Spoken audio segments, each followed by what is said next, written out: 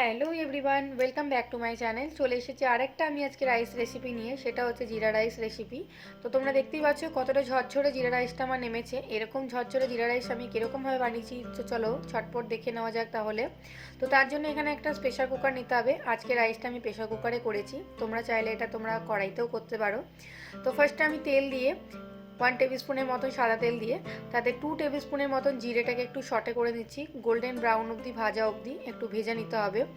জিরেটাকে একটা কাঁচা লঙ্কা আর তেজপাতা দিয়ে সুন্দর করে শর্টে করে নিতে হবে। তারপরে এখানে চালটাকে দিয়ে দিতে হবে। বাসমতি রাইস নিয়েছি, সেটাকে আমি আগের থেকে ধুয়ে 15 মিনিটের জন্য ভিজিয়ে রেখেছিলাম, তারপর জল ঝরিয়ে শুকনো করে নিয়েছি।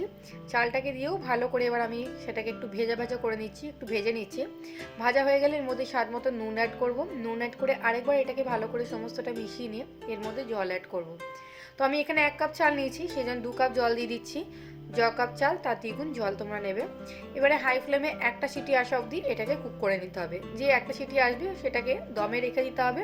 সিটিটা যখন পুরোপুরি ঠান্ডা হয়ে যাবে, দম ছেড়ে দেবে, তারপরে এটাকে কুকার থেকে বার করবে।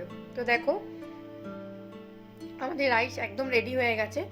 কতটা সুন্দর ঝরঝরে নেমেছে, কোনো দানা ভেঙে যায়নি, জড়ো পেকে যায়নি, কোনো দিকে একসাথে ঢেলা পেকে যায়নি, সুন্দর ঝরঝরে নেমেছে। তোমাদেরকে থালাতেও ঢেলে দেখাচ্ছি, কোনো দিক থেকে কিছু লেগে যায়নি।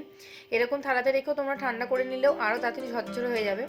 তো আশা করছি আমার এরকম রাইস রেসিপি তোমাদের সকলকার খুব ভালো লেগেছে, সকলকার খুব মন জয় করেছে।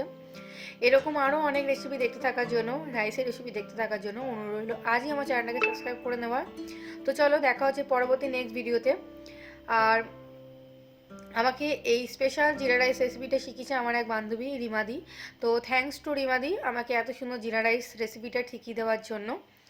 তো দেখা হবে নেক্সট পরবর্তী ভিডিওতে। সকলে তোমরা খুব ভালো থেকো, সুস্থ থেকো, আর আমার চ্যানেলটাকে সাবস্ক্রাইব করে যেও। টাটা।